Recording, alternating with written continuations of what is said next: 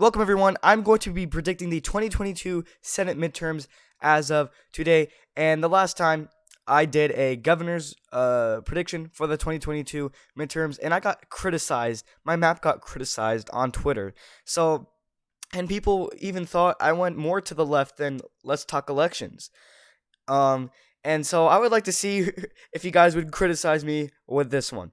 Now, this is my true opinion.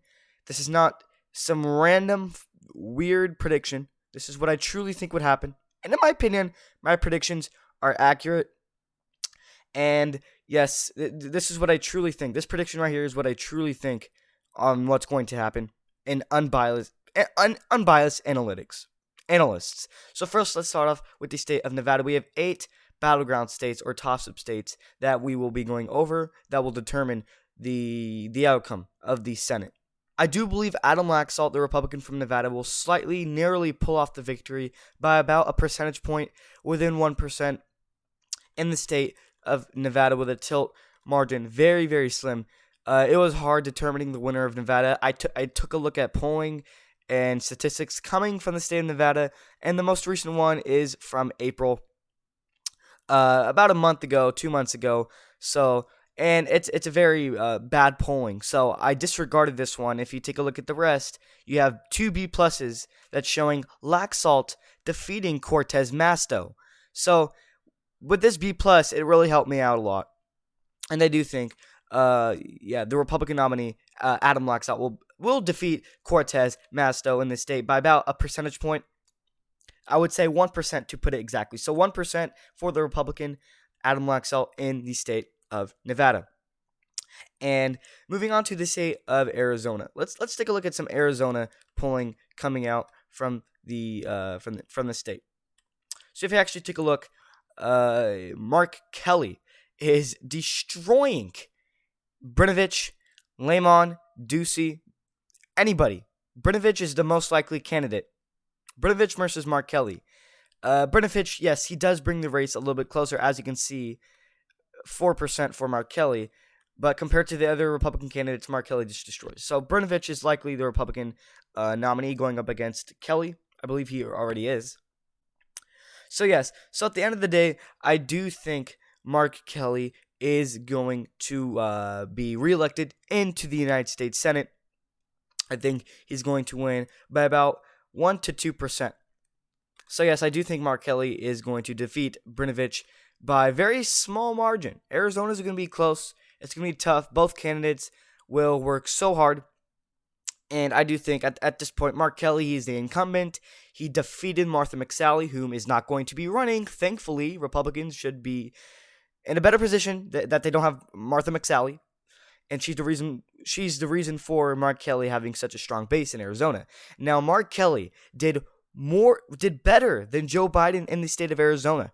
Mark Kelly won by more than Joe Biden in this state. In terms of, so people of Arizona like Mark Kelly more than Joe Biden, then yes, I do have Mark Kelly winning in Arizona. Just a fun fact, Mark Kelly did better than Joe Biden. So I do think he will be reelected for, I believe, his last and final term.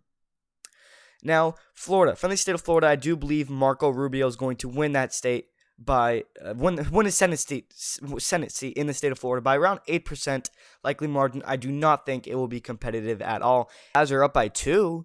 I mean, but if you take a look at it, a very, very high rated poll, A-, Marco Rubio's up by 7, and another A/B poll, another very well rated poll that would be accurate, Marco Rubio up by 12.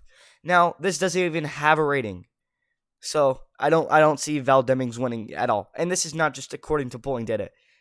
In reality, Marco Rubio is going to win. Val Demings, I just don't see it. Sorry. Likely margin, about 8% for Marco Rubio. Let me know if you agree with 8% as my margin. And I really do think it would be 8%. Like, these margins I'm giving you is what I really do think so. So now moving on to the state of Georgia. Georgia is going to be very interesting. We have the Republican nominee, Herschel Walker, a former retired NFL football player, going up against the incumbent Democrat, Rafael Warnock. So most of these polls do have Herschel Walker defeating Rafael Warnock. And I'm not going based off the polls, but the polls do help me pick the winner. So at this point, I do think Herschel Walker is going to win his seat. He's going to defeat the incumbent, not by a lot at all. In fact, I do. At times, I wanted to pick Rafael Warnock, but at the end of the day, I do think Herschel Walker is going to defeat Rafael Warnock by about a percentage point. It's going to be very, very, very close. Maybe even less. But I think Rafael Warnock can very, very well win. But since he is an incumbent, I think it's going to help Herschel Walker just by a little bit. And now there are some allegations about Herschel Walker abusing his wife or ex-wife, whatever. And that has sparked the media, and the media is going after him. So it could turn off, it could be an effect, But at the end of the day, Herschel Walker is going to be very competitive. It is. Georgia might be the closest. Georgia and Pennsylvania are going to be battling. In my opinion, the two, Pennsylvania and Georgia, will be battling on who will be the closest Senate seat. Probably Georgia. I don't think Pennsylvania. Pennsylvania will probably come in second closest, but Georgia is the most closest state for the Senate to keep an eye on, in my opinion, for 2022. It's going to be very interesting, and Georgia could possibly determine the winner, whether Mitch McConnell is the new minority leader or Chuck Schumer.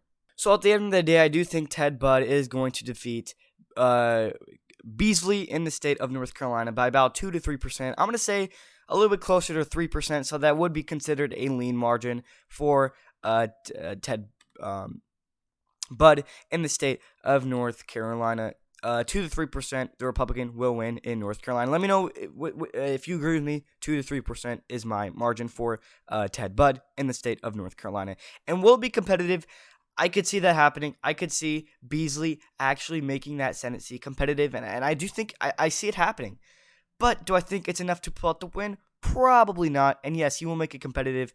This seat will definitely be competitive. So do not get your, do not feel Senate Republicans in the state of North Carolina, do not feel too comfortable. Beasley could definitely make it competitive. But will he win? I don't think so. 2 to 3%. Ted Budd, the Republican, lean margin. Lean red in North Carolina. Moving on to the state of Wisconsin. Today, I do think Ron Johnson is going to win his Senate seat with a lean margin. Wisconsin will be lean red in the 2022 Senate midterms. And I think he's going to win it by 3 to 4%. I'm going to leave it as 3%. Either way, it's still going to be a lean margin for Ron Johnson. It's going to be very competitive. It's going to go down to the wire, but it won't be enough for Democrats. I think Ron Johnson has a better campaign funding than any Democrat in this state. Whether it's Nelson, whether it's Barnes, I just don't think so. Wisconsin will be red for the Senate. And now moving on to the state of Pennsylvania. Pennsylvania is extremely interesting, where we do not even have the winner yet. Dr. Mehmet Oz is winning so far in a recount election. They are recounting the results, and even with the recount, he should narrowly pull out the victory by less than 1%, I believe by 0.1%, which is the margin. He's winning by 0.1%. That is extremely close for the Republican nomination, Republican primary, I would say. And if David McCormick were to be the nominee, if the recount were to go in David McCormick's favor, which I don't think it would, which it's pretty 50-50 split right now. It could happen. I just don't think David McCormick will beat. I just don't think he will beat Fetterman, John Fetterman. I just don't think so. I think Fetterman is a strong Democratic candidate in the state of Pennsylvania, and he would bring them victories. Now, if Dr. Oz would continue to pull out victories, even with the recount, he would be nominated. And I think Dr. Oz has a better chance than David McCormick to go up against John Fetterman. Now, John Fetterman is a strong Democrat, and he destroyed any other Democrat in the Democratic primaries, Democratic caucuses for the Pennsylvania Senate race. And Pennsylvania it was extremely, extremely close for me to pick to be with the recount. But if he's not nominated, John Fetterman is going to defeat David McCormick. David McCormick, no. Now, David McCormick is obviously a strong competitor to Dr. Oz, his, a fellow Republican. But when it comes to John Fetterman, no, Dr. Oz has a better chance than David McCormick. And if Dr. Oz is the winner from the recount, which I think it would happen, he is going to win his Senate race.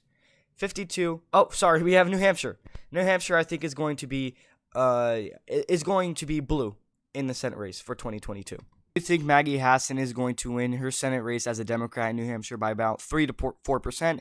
Lean margin for the Democratic candidate in Maggie Hassan. I don't think it will be too competitive, and yes, I do think it would be competitive at some points during the election night in 2022. But I think Maggie Hassan should pull it off, and if she doesn't, that's just sad. Now, it definitely does not mean she won't lose. She possibly can, but would she? Probably not. I don't see it happening. I see her taking the lead by not much at all, 3 to 4%. She definitely should not get too comfortable because it is going to be close. It is going to be competitive.